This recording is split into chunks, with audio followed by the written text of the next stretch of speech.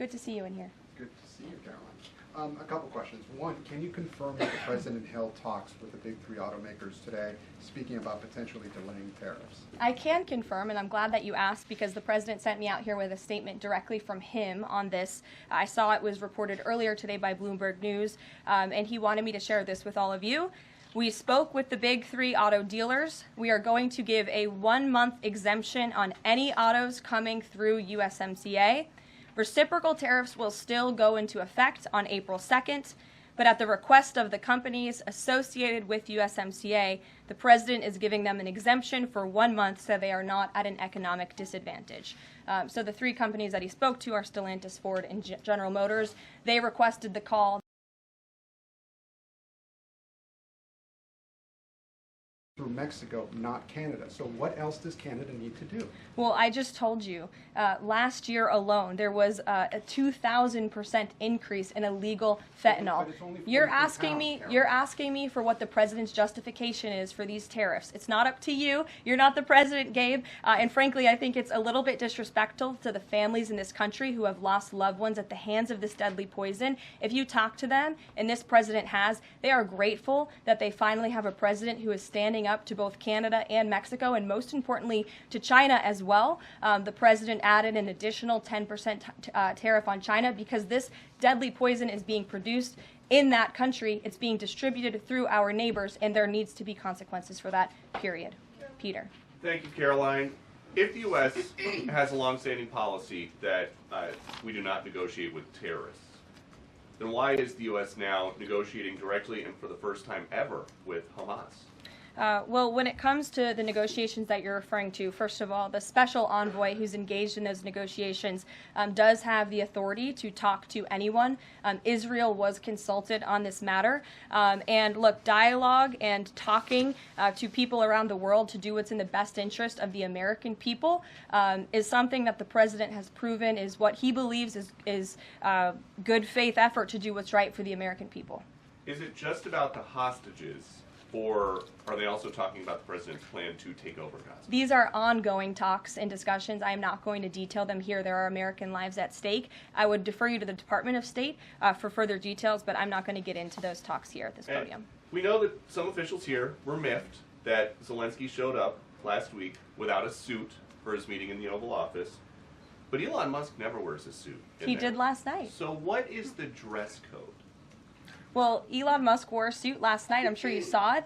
Was he spooked by the Zelensky getting kicked out? No, I don't think so. I'm just pointing out that he did wear a suit last night, and I think the President liked that very much, and he looked great. Speaking of the President, he just passed me a note while I'm standing here. He wanted me to hold this up. This is the poll that I cited, the CBS YouGov poll that shows that 76% of those who watched the President's speech last night approved of his speech. And so it goes to my earlier point that I made in my monologue about how incredibly sad it is that we have a modern-day Democrat Party who is so severely out of touch with the American public. This is a great poll. The ultimate poll, though, came on November 5th when the President won by an overwhelming margin that he spoke about last night. Democrats weren't happy to hear that either. Ouija. Thank you, Caroline. Back on tariffs, last night President Trump said there will be a little disturbance, but we're okay with that. Can you put a dollar figure amount on how much the average American family should expect to pay as this disturbance? And why should Americans be okay with that when so many are already struggling to pay the bills? Well, first of all, last night, the President told the truth. And he was realistic, and he level set with the American people. And I think, frankly, it's very refreshing, and everybody in this room should be very grateful that we have a president who tells the truth about the reality of the economic situation that we are in, unlike the previous president who lied to everybody's faces, saying inflation was transitory, saying it was under control, saying that the border was secure, when none of that was true.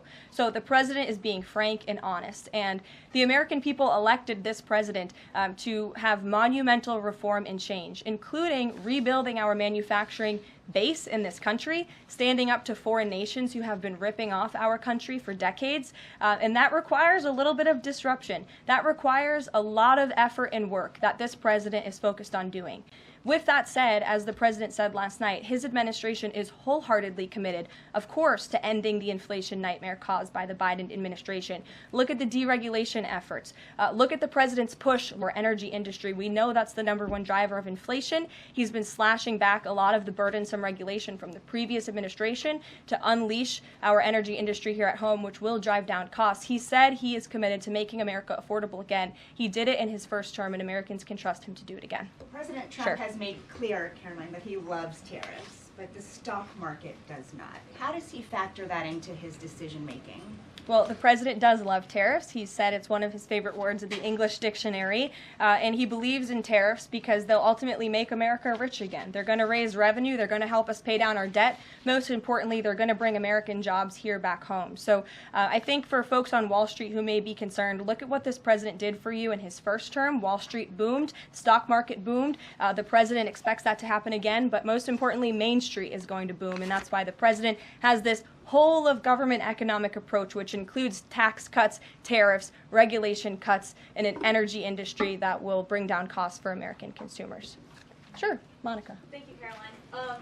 You mentioned not one Democrat senator voted to protect women's sports from males. Not one Democrat congressman or congresswoman stood to applaud or support protecting women's spaces and sports at the president's joint session to Congress last night, as you articulately mentioned in the beginning. So I'm wondering, what message is that sending to not only young women who are competing in these sports across the country, but also to the parents of these young girls? Yeah. I think the message that Americans should take away from last night is that they have a president in the Oval Office who is committed to doing what's right for them, especially women and girls across the country. And I think it's very ironic, thank you for bringing up the point about women, that Democrat women were wearing pink to support our fellow females, yet they couldn't stand, again, for a young woman who was almost killed and severely injured by a man on the volleyball court. They couldn't stand for the mothers of 2 beautiful young women whose lives were taken tragically at the hands of illegal people. So you can't say you're the party of women and then support men and women's sports and not stand up for basic law and order and immigration reform that will protect women in this country. That's what President Trump is doing. He's the president for women. Lindsay, good to see you. Thank you, Karoline. Good to see you. So, speaking of tariffs, China said yesterday that they're ready for any kind of war with the U.S. Because of these tariffs that have been placed on them, and a Chinese spokesperson also said that the tariffs would not lead to a resolution of U.S. concerns about fentanyl originating in China. Can you speak to how the administration is planning on responding to that? Well, I think Secretary Hegseth has responded to that this morning. He said that America will always be prepared to defend itself, especially under the leadership of this president in the Oval Office, and that certainly remains true.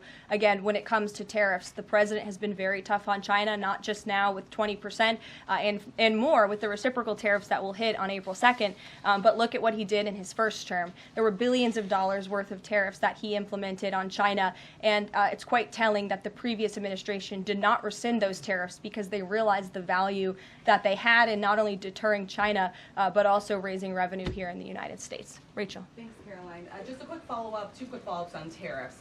The president mentioned a little disturbance during his remarks yesterday. The CEO of Target says that consumers will likely see prices go up on everything from strawberries to bananas to avocados.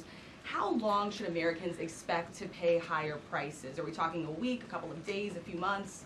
Again, I don't have a crystal ball, but what I can assure the American people is that this president and this administration is doing everything they can. And I would remind you and everybody else in this room that it's because of the previous administration's economic policies that Americans were left with record high inflation. Inflation throughout Joe Biden's entire 48 months in office was at or above 3%. It hit record highs, as you know. And there's a whole list of what the Biden economic disaster this president was left to clean up. It's been a month, but he's working hard every single day to do just that. Just one quick follow-up on the carve-out. Sorry to cut you off there.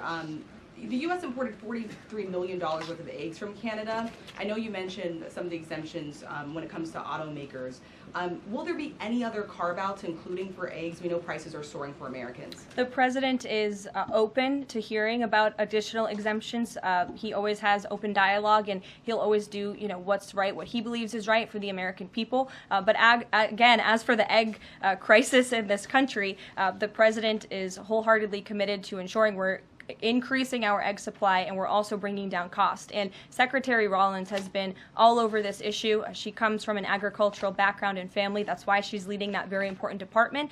She wrote an amazing op-ed in the Wall Street Journal. She's been all over the media talking about her plan. She has a real plan. The president endorses it. And he even, gave her an off-the-prompter shout-out last night to say, Brooke, I'm counting on you. It's an important issue. And this White House is working with Secretary of Agriculture every single day to address this issue. Sure. Jordan. Thanks, Karoline. So, what does it say that the Democrats, while they couldn't stand for Americans or stand for victims, they stood for war and clapped for war and clapped for 5 more years of war? Yeah, the president addressed that last night, I think, when he called out Senator Elizabeth Warren and said that, again, as I said in my opening speech, very telling that the Democrats refused to clap for American people and American interests and American priorities, but they did clap for the country of Ukraine, which, by the way, the president's working very hard to end that war. So Democrats should be applauding him for actually doing something about it. Follow up on that if I